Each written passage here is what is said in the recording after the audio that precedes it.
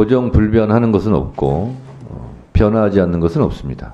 물리학적 개념으로 지금이라고 말하는 순간 지금은 과거가 됩니다. 같은 시간대가 없습니다. 많은 시대에 맞게 많은 것이 변화되고 고정불변은 없습니다. 문화도 바뀌고 시대에 따라서 법도 바뀌고 판결도 바꿔야 되지 않을까 그런 생각이 듭니다.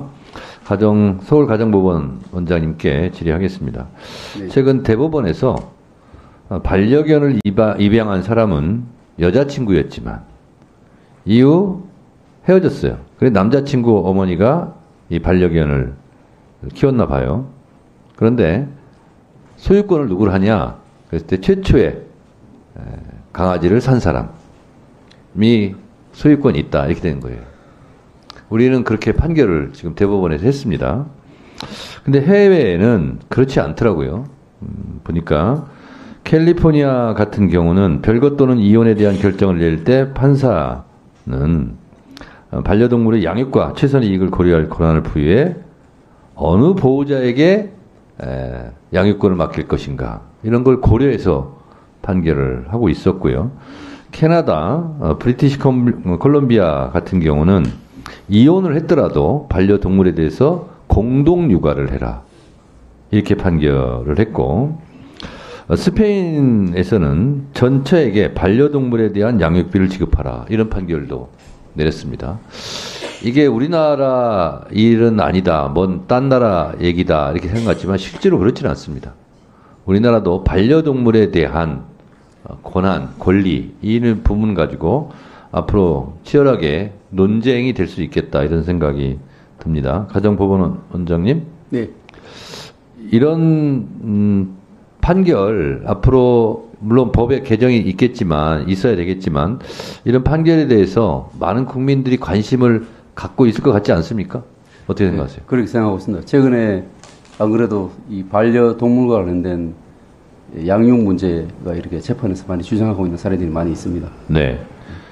반려동물, 반려란 말은 짝이란 뜻이에요. 짝반짝녀란 뜻입니다. 그러면 이게 일종의 가족의 개념이 된 거예요, 이제. 물건이 아니라.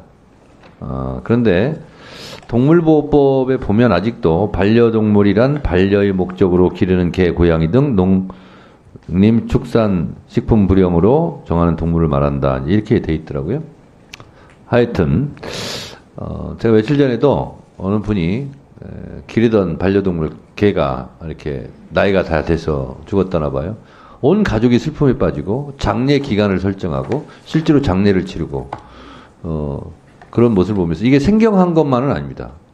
우리나라 1,500만이 반려동물을 키우고 있다는 거 아니겠습니까?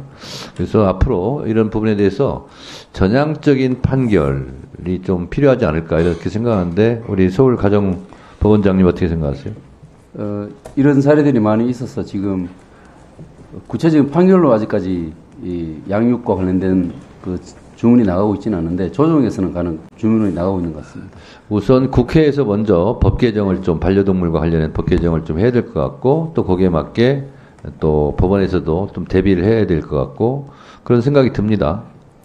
어떻게 생각하세요? 네, 관심을 가지고 좀 관련 법률이 있으면 좋을 것 같습니다. 네, 알겠습니다. 이상으로 질의는 모두 마쳤습니다.